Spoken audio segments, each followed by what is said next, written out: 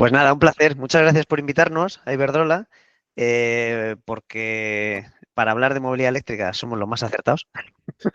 La lideramos un poquito en casi todos los vectores que tiene y nos encanta hablar de ello. Así que espero que no me alargue mucho. Voy a intentar hacerlo cortito, aunque voy a arrancar con una pequeña introducción, un poquito de contexto, que yo creo que viene bien porque como esto se mueve más que los precios, yo creo que viene bien saber en qué momento estamos. Habitualmente, y cuando a veces busco cosas que contaba hace un año y medio, digo, jope, ¿cómo ha cambiado? Y parece que los 5 o 6 años que llevamos haciendo esto son por lo menos 15 o 20 años. Fíjate que yo en Iberdrola he hecho muchas cosas, desde ciclos combinados hasta llevar innovación en tecnología, o sea que curioso. Bueno, a ver, os cuento. Yo siempre quiero intentar comenzar la charla diciendo que esto es una oportunidad y es un poco el mensaje que quiero trasladar. Y es una oportunidad especialmente para España. Estamos en un momento en el que estamos pasando del mundo basado en la foto de la izquierda, en la que vemos en 1932, si no me equivoco, cuando se estaba construyendo un mundo basado en el desarrollo de la segunda revolución industrial, fundamentada en el uso de combustibles fósiles. Ni siquiera había pasado la Segunda Guerra Mundial en aquella foto y de ahí se ha construido un desarrollismo brutal que nos ha llevado por las razones que sean. Podéis buscar cambio climático, por evolución, lo que sea, pero hemos pasado a la de la derecha en la que hay mucho de transporte, pero en el fondo lo que está sucediendo ahora muy relevante es que se está electrificando la economía. Energía es también el petróleo, pero la energía eléctrica es la que va a ser el vector de desarrollismo de la cuarta revolución industrial, que también incluye un poquito de inteligencia artificial, automatización en fábricas, etcétera, otro tipo de cosas, pero uno de los vectores más relevantes es la electrificación de la economía, ¿vale? Y si eso lo aterrizamos en uno de los vectores más gordos, que es el de la del transporte, lo que tenemos en España en concreto, ya por hablar de nuestro terruño, es una verdadera oportunidad. ¿Por qué? Porque tenemos una de la industria del automóvil más competitivas y rentables del mundo y un sector energético con un potencial brutal. Industria del automóvil, segundo fabricante europeo, octavo fabricante mundial. Generamos el 10% del PIB. Una de las mayores fábricas que hay, allí la tenéis cerquita, en Vigo, y ya localmente incluso allí, pues seguramente tenga una relevancia todavía más importante que en España. Pero a nivel español es el 10% del PIB. Y además es que lo hacemos muy bien. Cuando se han quitado fábricas, este año Ford ha quitado una fábrica en Alemania, y ha mantenido la de Valencia. Y eso que está al 30% ahora mismo de capacidad, pero son tan competitivas y se les da tanto valor dentro de la industria que España es muy buena y es algo que tiene que conseguir mantener y hacer que esta oportunidad lo refuerce y no sea un riesgo. El gráfico de la derecha veis que España se ve un poco chiquitín, pero en lo que está sombreado en gris y lo que significa cada barrita, el azulito, el morado, no sabéis qué es, pero eso realmente te dice varias áreas en las que España es competitiva, desde disponibilidad de ingenieros, precio de energía barata, buen transporte en general. Bueno, una serie de vectores que hacen que te midan el ranking de competitividad. Y España siempre ha estado entre las más altas y una de las cosas más importantes es todo ese contexto industrial que tiene alrededor, de ingenieros, etcétera. O sea, y eso hay que cuidarlo. Industria del automóvil, hay que defender la muerte porque es uno de los vectores más importantes que tenemos. Y además vosotros lo tenéis cerquita, o sea que eso hasta lo conoceréis seguro. La otra con la que este nuevo mundo se asocia, el sector eléctrico. España, y simplificando todo este gráfico en el que se ve cómo ha crecido el uso de energías renovables, aparte de en el nivel en el que estamos ahora, que ya a nivel potencial estamos generando 70 y 80% de energía renovable, con los pequeños problemas que han generado este año que se resolverán, porque en alguna parte a lo mejor se pasó de frenada la operación del mercado, pero se No, resolverá. perdón, perdón. Pensaba que solo la veía yo. Mejor, ¿no? Sí, sí, perfecto. Vale. Gracias. En la parte de electricidad, sabiendo que la renovable es un recurso que es, simplificándolo, es como si nos hubiera tocado vivir en Arabia, en la península arábica y tuviéramos petróleo bajo los pies. Fijaros el gráfico de España en cuanto a recurso fotovoltaico, que está roja, roja, roja, roja, roja, está lo más rojo de toda Europa, porque lo que se parece a eso es Marruecos y Turquía. El recurso que tenemos es brutal. Pero es que además tenemos muchísimo sitio, porque España es el segundo país más grande de la Unión Europea y el menos densamente poblado de la Unión Europea. Tenemos, bueno, famosa España vacía, pero hay mucho sitio para desarrollar todo este potencial. Y es un potencial que si lo juntamos con el otro punto de antes, que es industria de automoción, ahí hay una oportunidad brutal en España y la tenemos que aprovechar a muerte. ¿Y por qué? Entre otras cosas, porque coche eléctrico genera, o sea, aprovecha el 91% de lo que le metes ahí.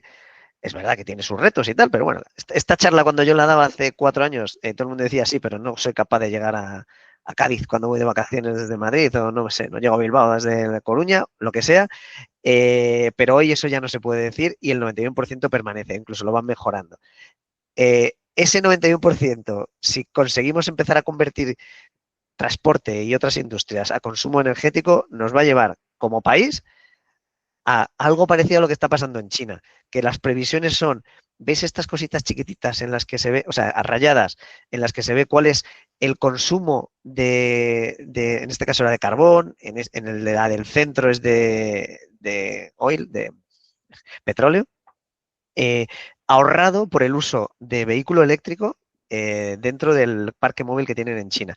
Esas rayas, ese dejar de consumir eso en un país como en España, equivalente, lo que fuera en esto equivalente, es competitividad pura y dura de la economía, porque te estás ahorrando la importación de todo ese petróleo, te estás utilizando electricidad a cambio que tiene esa utilización más eficiente, 91-95, este de aquí que os decía, comparando uno con el otro, y eso puede llevar a conseguir reducir el consumo energético de España de 330 a 130. Lo divides por 3 el consumo energético de todo, ahí está incluido también lo que consumes de electricidad, pero esa eficiencia y ese mejor uso nos puede llevar a todas estas ventajas a nivel como país. Y la del centro de importación de petróleo, que tengáis en cuenta, por ejemplo, como dato, que no sé si, bueno, la balanza comercial española, que sabéis un poco lo que es, además se ha hecho medio famosilla, porque como Trump está todo el día mencionando el cómo esa balanza comercial es injusta porque está en Estados Unidos haciendo que importe más de lo que vende, entonces aquello tal, bueno, pues la balanza comercial refleja simplemente lo que tú compras fuera frente a lo que tú vendes fuera. Y eso ahí, si vendes más, pues generas ingresos que te lo puedes quedar para invertir en otras cosas y si consumes más, pues en el fondo estás generando deuda porque no estás consiguiendo vender todo lo que debes, ¿no? Si eso lo trasladas a España, por ejemplo, España tiene una balanza comercial que está cerca del cero, a veces un poquito por arriba, a veces un poquito por abajo, y los dos elementos más relevantes en el lado positivo y en el lado negativo son, en el lado negativo, o sea, en lo que compramos fuera, el 70% de la balanza comercial española se justifica por la importación de productos derivados del petróleo y de energéticos, o sea, gas, petróleo y todo lo que está alrededor de eso. O sea, el 70% de lo que nos gastamos fuera es comprando esto. ¿Y sabéis cuál es el 70% de lo que conseguimos generar vendiendo fuera? Bueno, esto es fácil de definir. Aparte de ellas, serán la industria del automóvil súper competitiva, que exporta el 70%, pero lo más relevante es la industria del turismo, que es otro 70% y justifica esa importación de capital de ahí. Imaginaros si consiguiéramos reducir lo que nos gastamos en importar petróleo, ya no te digo como he puesto en el gráfico este, que es en un futuro a cero, pero imaginaos un 30, un 40%, una balanza comercial que crece un 30% anual, genera unos ingresos para un país que es que eso vale oro, esa es canela fina. Y ahora mismo no lo estamos aprovechando. Entonces, juntamos todas las cosas que os he contado, tenemos una industria súper competitiva del automóvil, tenemos un recurso energético renovable súper competitivo.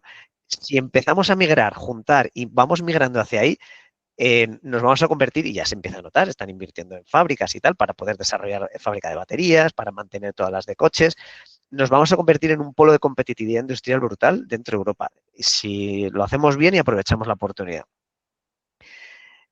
Y con todo este contexto, esta era la parte de contexto, ¿qué va a pasar el año que viene? Ya me pongo lo más cercano. Habéis comentado antes algunas ayudas que había, Moves Flotas, el Moves 3, que ya ha caducado, el Plan Auto 2030, que es el plan que se ha anunciado en enero, pero que con las complejidades que hay ahora mismo legislativas y para conseguir mayorías, pues saldrá seguramente. Además, será retroactivo, o sea que cuando salga y lo consigan, incluirá desde enero, porque el Moves 3 murió en diciembre, entonces desde enero seguramente cuando esto salga, que no va a ser antes de junio, se podrá hacer. Cuando salga será el Valhalla de la felicidad, porque teóricamente van a arreglar grandes de los daños o de las cosas ineficientes que tenían todas las ayudas anteriores. que había que pedirlas a posteriori como carácter incentivador, o sea, tú te gastas la pasta y ya verás si te la doy dentro de 2 años, era complejo de pedirlo, una por comunidad, bueno, pues ahora todo eso se va a ir arreglando, va a ser una cosa centralizada para toda España igual, se va a dar por anticipado, se va a intentar que se gestione desde los propios concesionarios, efectivamente no incluye los cargadores, que a mí me parece mal, pero bueno, que fomenten la venta de vehículos eléctricos ya es un punto. Y esto, junto con el punto en el que acabamos el año pasado, que es un 18,6 de cuota de mercado de eléctrico y híbrido enchufable, que ya empieza a colocarnos en los pares. Yo antes tenía un grafiquito aquí en el que España no salía en la raya. Estaba en un 3, un 4 durante muchos años, ahí bajita, bajita, veis que estaba ahí en el 5, en el tal. Si ponías todos los países, aquello es que ni se veía. Bueno, pues ahora ya estamos empezando a entrar en la media europea. El año que viene se espera que subamos más. Va a fastidiar bastante que este plan no entre hasta junio, así que encima va a ser un año que va a tener ahí ese reto, pero no está yendo mal. Enero no está yendo mal, está creciendo respecto al año pasado, incluso sin ayudas. O sea que esto es lo que se ha demostrado en otros mercados, como a partir de un determinado punto se empieza a exponencializar la curva de crecimiento, ¿vale? Entonces, cositas gordas que van a pasar. Se va a transponer una legislación europea, que es el nuevo Código Técnico de Edificación, que pone unas exigencias de puntos de recarga en edificios empresariales. Bueno, pone muchas cosas, pero relevante. En edificios empresariales hay dos opciones, si es de oficinas o no es de oficinas, pero llega a ser tan exigente como un cargador cada 2 plazas de parking, que es una burrada. Se está viendo, está consultas ahora esta ley para transponerla en España y tiene que salir en abril, es obligatorio. O sea, saldrá en abril, entrará en obligación a final de año seguramente y eso es un revulsivo brutal porque tiene unas exigencias muy grandes. También la Comisión Europea está sacando a la vez una nueva directiva para flotas, que también están consultas, en las que a las empresas de... están consultas, o sea que lo que estoy diciendo todavía no está escrito, pero más o menos lo que se propone es a partir de empresas que tengan flotas de más de 200, 300 coches, que tengan una exigencia de vehículo eléctrico dentro de esa flota del 50%, además será vehículo eléctrico fabricado en la Unión Europea, o sea que a Vigo le vendrá bien, por ejemplo. Que sepáis que las flotas de empresas tienen una cuota de vehículos fabricados en la Unión Europea de cualquier tipo hoy de en torno al 60, 70, 80%. Esto significa que las empresas europeas cuando compran coches, compran en un 70-80% coches europeos. O sea que si metes ahí en esta directiva que esos compradores de coches que compran coches europeos tengan una proporción de coche eléctrico, va a dinamizar muchísimo ese mercado, ¿vale? En Europa, además. Nada de coches que vengan fabricados desde fuera, ¿vale? Y eso hará que el canal de empresas que ahora mismo está en vehículo eléctrico puro está el 40%, que al principio eran la mayoría de coches eléctricos los compraban en el canal empresas, porque eran los coches de directivos y tal, y además también en el mercado había coches caros, ¿no? Luego se ha ido bajando un poquito, ahora está en el 40%, hará que vuelva a subir y es muy, muy, muy importante el canal empresa, especialmente en un país como España, porque el canal empresa genera la primera compra del vehículo eléctrico, del coche. El coche tiene un ciclo de vida muy grande en el que se hace la primera compra, luego se vende de segunda mano, incluso de tercera mano y luego acaba en un desguace. En España es muy relevante el canal de empresa porque mete mucho producto en la segunda y tercera venta. Y la segunda y tercera venta en España se compra y se vende mucho. Como veis, cada vez hay más empresas que venden coches de segunda mano, casi te diría que menos de primera, y por eso es muy, muy importante. Entonces, este es el escenario que va a haber. Va a crecer bastante en el 26 la cuota de vehículo eléctrico, pero donde va a explotar es a finales del 26, principios del 27, que además se va a juntar con las exigencias de los gramos de venta de vehículos con bajas emisiones, que eso se salva con vehículo eléctrico, y en el 26 se hace media con el 25, así que tienen que subir. Entran modelos baratos, ya no solo chinos, sino en modelos del grupo Volkswagen, por ejemplo, van a sacar 3 o 4 modelos, etcétera. O sea que este es el año en el que va a dispararse. Espero que no se estropee por la parte de las ayudas, pero bueno, si no se acumulará a final de año, ¿vale? Entonces, y hablando de por qué electrificar la flota, nosotros siempre ponemos aquí un poquito estas 4, 5, 6 cosas. Ahorro económico, los CAEs, la independencia energética, tal, no sé qué, pero yo creo que la gente se suele centrar en lo que tiene que ver, aparte, porque esto es como el valor en los soldados, se presupone, bueno, pues la parte de la sostenibilidad e intentar retrasar el cambio climático, reducirlo, el impacto en lo más posible, se presupone también, vamos a la pasta. Ahorro económico, CAEs, si vemos en qué punto nos encontramos ahora en lo que se suele llamar en la industria el TCO, Total Cost of Ownership de un vehículo eléctrico, en el año 21, la gráfica de la izquierda que tiene el Golf está de aquí, no se ve la gráfica de la que tiene el Golf, se estimaba que en el 26 sería el punto en el que se cortarían las dos curvas de coste del vehículo de combustión, que es la línea gris, frente al azul, que es la bajada de precio de los vehículos eléctricos, ¿no? Porque el proceso de industrialización, volúmenes y reducción de costes, sobre todo de la batería, que ha bajado muy rápido, iba a llegar al punto en el que cortaba ahí, ¿no? Bueno, pues esto ha pasado antes, o sea, iba a pasar en el 26. De hecho, acabo de. O sea, esto que estoy enseñando aquí, que el ID3 es más barato con Golf, es una noticia de hace 3 semanas de una revista alemana. Hay varias revistas y comparaciones y tal. O sea, ya hemos encontrado ese punto de corte. Ahora mismo cuesta lo mismo comprarte un vehículo eléctrico que un vehículo de combustión. Teniendo en cuenta que luego los costes, ya esto no es el TCO, esto es el coste de compra. El TCO asociado a esto de aquí, del vehículo eléctrico, es mucho más bajo porque es más barato.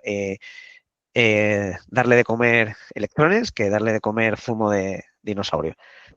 Mantenimiento, etcétera. O sea que ya estamos en ese punto de corte. Habrá entornos en los que, y sobre todo en empresas, en los que a lo mejor hay funciones para las que todavía no cuadra. Yo qué sé, camiones de 50 toneladas están saliendo ya, pero hay alguna ruta, y este CEO sale parecido a esto, no os he puesto aquí camiones porque es muy especializado, pero hay alguna ruta que todavía no les cuadra.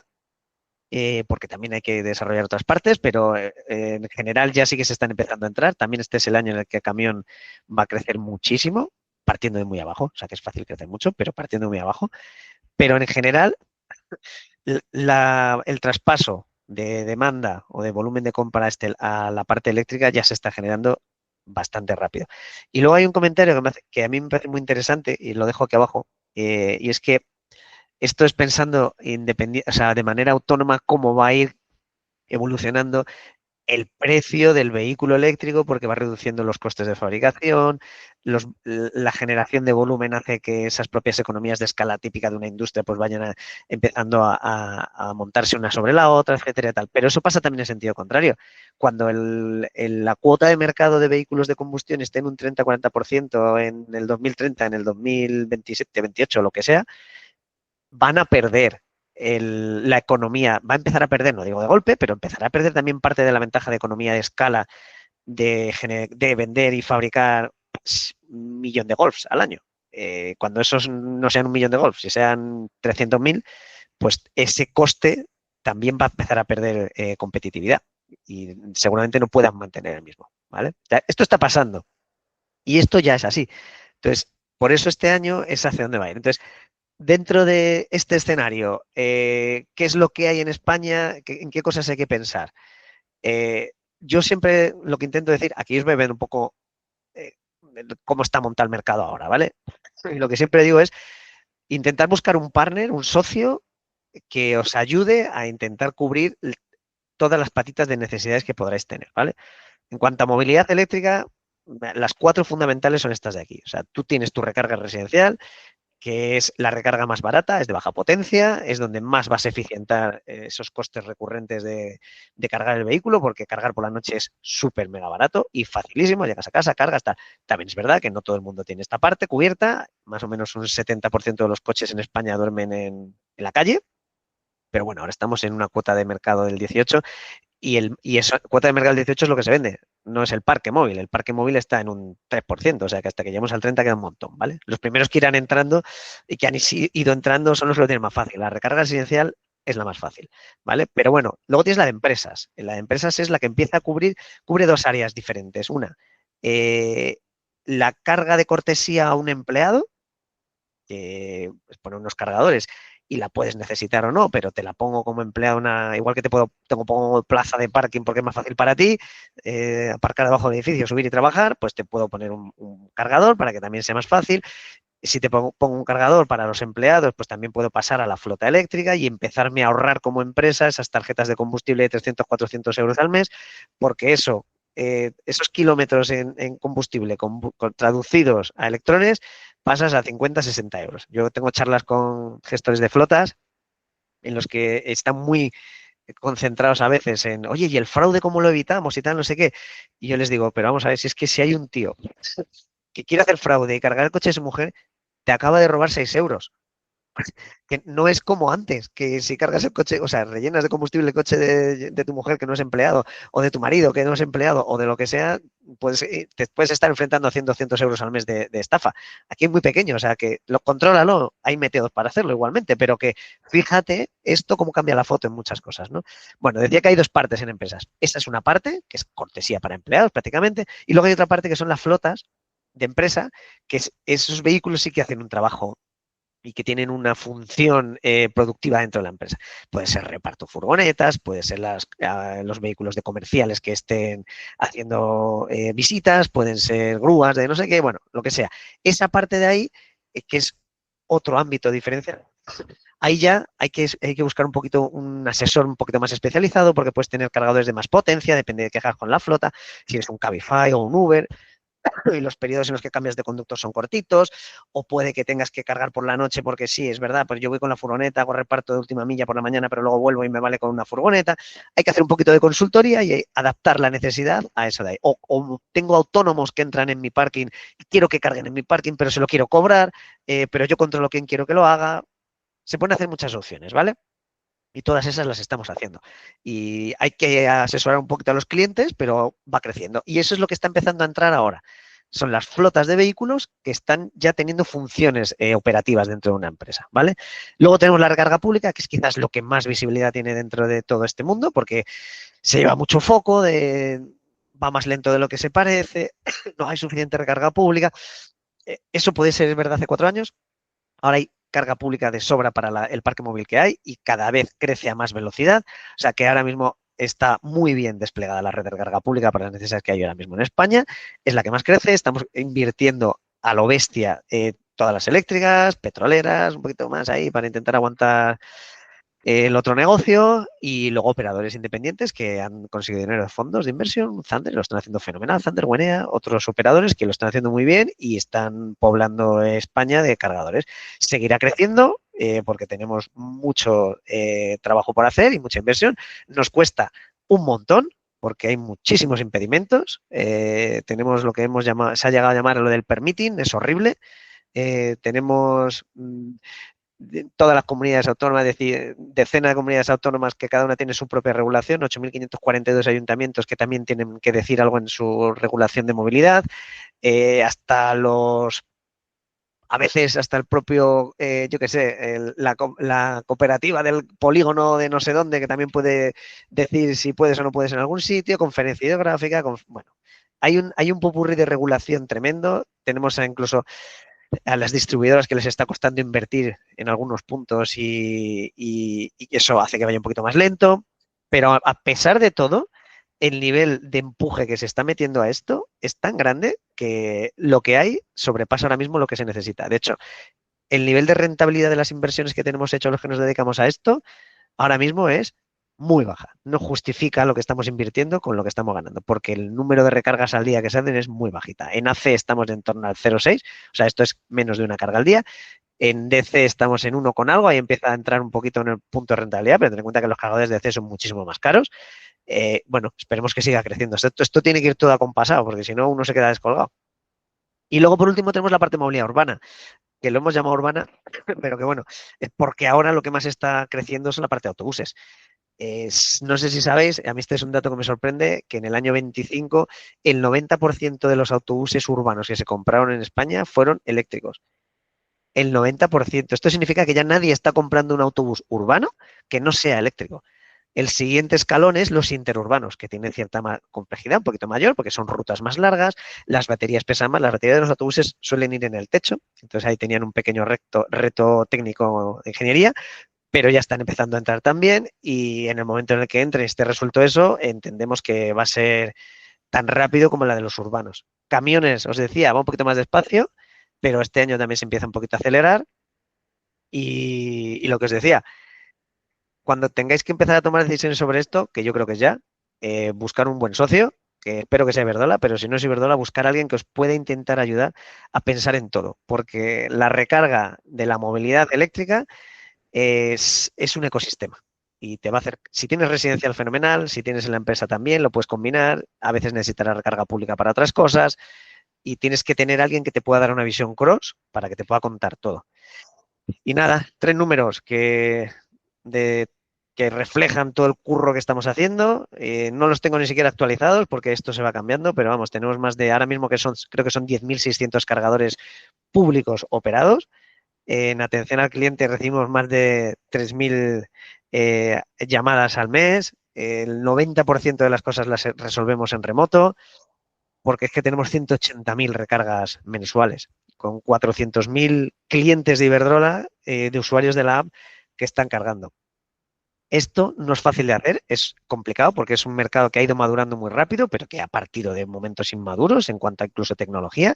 Ya estamos en el punto de madurez, pero aún así ahí requiere perfiles muy especializados, gente que puedan coger una llamada y saber que hay que resetear el cargador, que hay un pequeño problema de cobertura, entonces espérate que lo vamos a hacer con la tarjeta alternativa que ponemos. Una empresa como Iberdrola que es capaz de poner 2 tarjetas en un cargador por si acaso falla la red de una que te funcione la de la otra, para garantizar la recarga, para garantizar ese 90% de incidencias resueltas y un uptime, que es la disponibilidad del cargador, en el 94, 95%. O sea, todo eso requiere tener una estructura, invertir mucho, porque la recarga, o al menos en Iberdrola lo vemos así, es un bien de necesidad crítica. Un señor no se puede quedar en la carretera sin poder cargar yendo a su casa o al trabajo. Y es un trabajo muy duro porque es verdad que al principio ha sido un poquito más inmaduro. Coches y cargadores utilizando el protocolo que es estandarizado a veces no se entendían tan bien como debían. Nosotros hemos tenido que tener coches, llevarlos al laboratorio a Bilbao para comprobar cómo el de la marca no sé cuál pues había configurado el protocolo, que tontería, pero que os quede como ejemplo, esperaba solamente medio segundo a que el cargador le dijera en el handshake, hola, buenos días, estoy aquí. Y el cargador tardaba 0,6 segundos en decir eso, entonces nunca se encontraban. Entonces había que corregir el código en uno y en otro. Esto se ha ido depurando en todos, desde el que hace el coche hasta el que hace el cargador, hasta el que los opera y estamos llegando a puntos de mucha más fiabilidad y estamos ya en zona buena, pero ha sido un trabajo y no todo el mundo ha llegado a ese punto. Llegarán, espero, porque yo lo que más deseamos aquí es que tengamos todos los clientes posibles en nuestra red de recarga pública, privada, en lo que sea, pero si no es así y lo haces con otro, fenomenal, pero que siga la bola rodando. Y creo que he llegado a los 15 minutos. No sé si muy acertado, muy